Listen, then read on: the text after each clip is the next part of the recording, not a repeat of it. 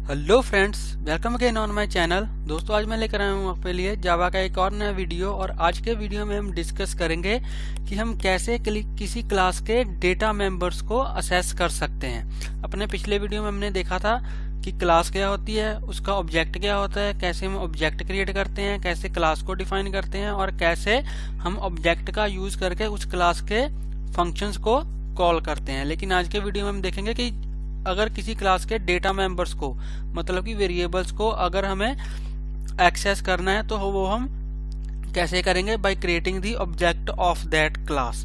ठीक है, तो यहाँ पे सबसे पहले मैं क्या करूंगा, जो ये क्लास मैंने बनाई थी लास्ट टाइम, उसमें मैंने क्या कहते हैं फंक्शन को डिफाइन किया था। तो इस वीडियो में हम सिर्फ डेटा मेंबर्स के बारे में डिस्कस करेंगे, तो इसलिए यहाँ से मैं फंक्शन को यहाँ पे हटा दूंगा। ठीक है, हम सिर्फ क्या करेंगे, डेटा मेंबर्स के बारे में डिस्कस करेंगे। तो यहाँ पे हम क्या करेंगे, हमने सम फंक्शन को यहाँ से हटा दिया है, तो मैं क्या करूंगा, इसको भी यहाँ से हटा दूंगा। ठीक है, तो ये हमने क्या किया है, ये हमने एक क्लास क्रिएट की है, ए क्लास, और इसके अंदर हमने दो डेटा मेंबर्स यहाँ पे डिफाइन किए हैं। ठीक है, एक है ए, उसमें 5 असाइन करवाया है, एक है बी, उसमें 10 असाइन करवाया है। अब इनको मुझे एक्सेस करना है, तो वो हम कैसे करेंगे।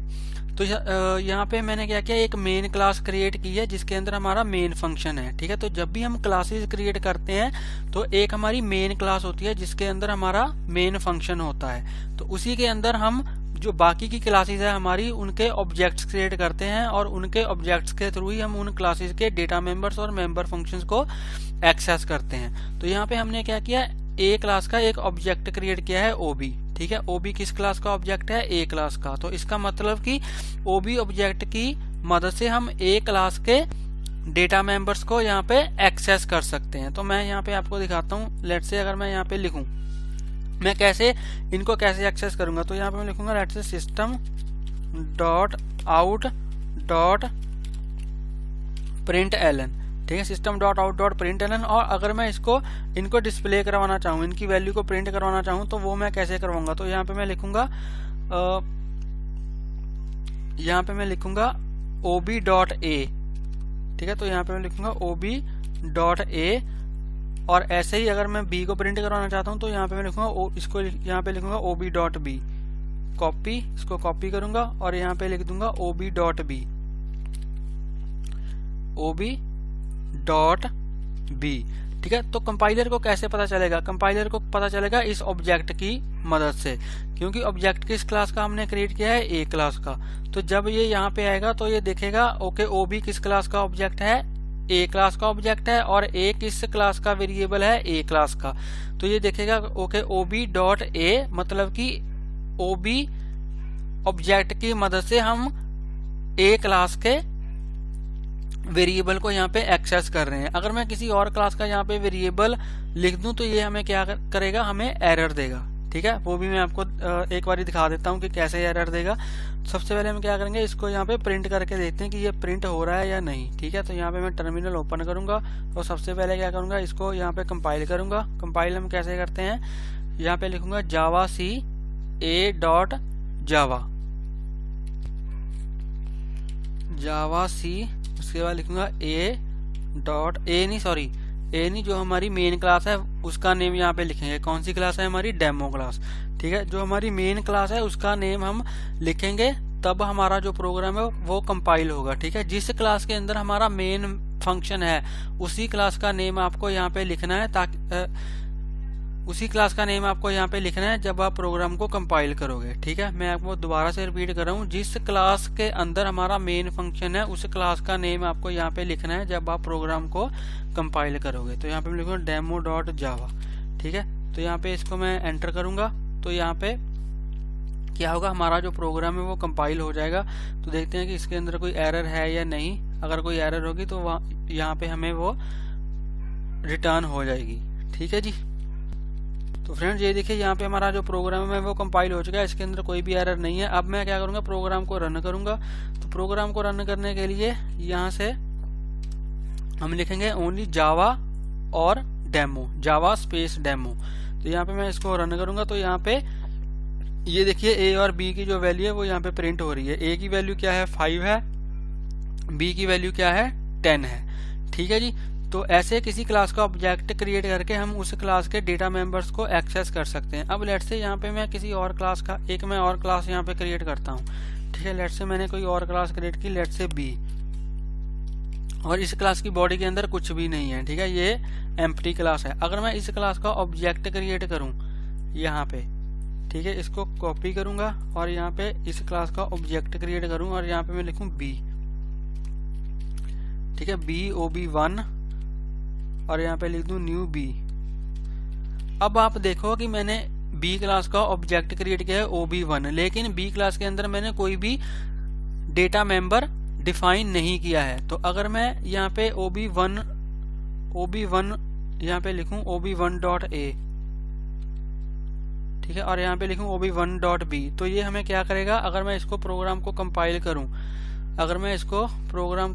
करूं, तो ये हमें देखते हैं कि एरर पास करता है या नहीं। मेरे हिसाब से तो एरर ये हमें पास करेगा, एरर हमें यहाँ पे ये रिटर्न करेगा। तो देखते हैं कि कौन सी एरर रिटर्न करता है। ये मैंने प्रोग्राम को कंपाइल किया, तो देखते हैं कि ये एरर हमें रिटर्न करता है या नहीं। तो फ्रेंड्स ये देखिए, इसने हमें एरर यहाँ पे रिटर्न किए हैं। तो कौन सा एरर रिटर्न किया है, यहाँ पे सबसे पहले तो मैंने स्मॉल b कर दिया, ठीक है, कैपिटल B करके देखते हैं। दोबारा से इसको कंपाइल करते हैं, दोबारा से प्रोग्राम को कंपाइल करते हैं और देखते हैं कि हमें कौन सा एरर ये देता है।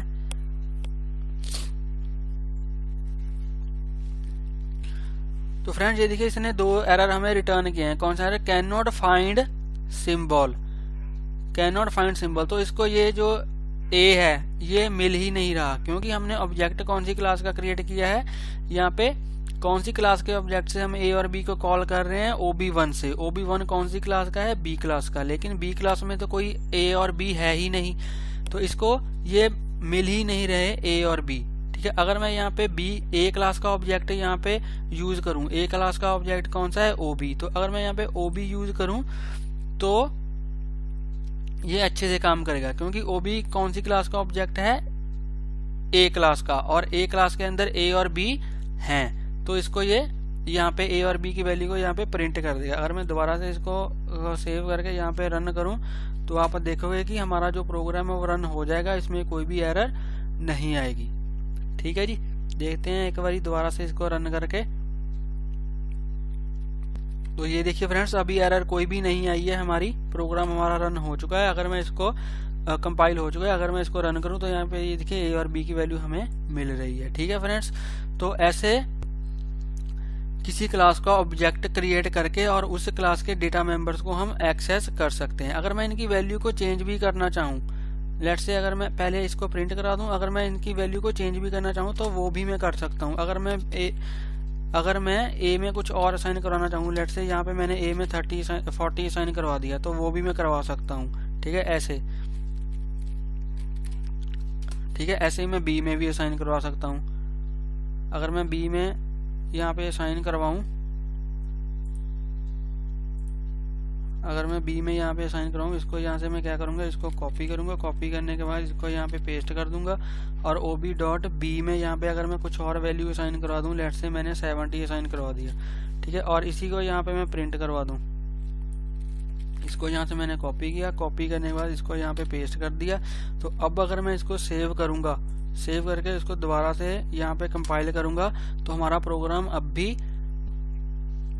अच्छे से काम करेगा, ठीक है। ये देखिए कंपाइल हो चुका है, कोई भी एरर नहीं आई है। अगर मैं इसको रन करूं तो यहाँ पे ये देखिए, पहले 5 और 10 डिस्प्ले हुआ, उसके बाद 40 और 70 यहाँ पे डिस्प्ले हो गया। मतलब कि सबसे पहले A और B में क्या वैल्यू थी, 5 और 10 थी, तो वो यहाँ पे डिस्प्ले हो गई, ये देखिए 5 और 10। उसके बाद मैंने क्या किया, A क्लास का ऑब्जेक्ट यूज करके, OB यूज करके, ठीक है, यहाँ पे मैंने लिखा OB.A, मतलब कि A क्लास के अंदर जो A वेरिएबल है उसके अंदर 40 असाइन करवा दो।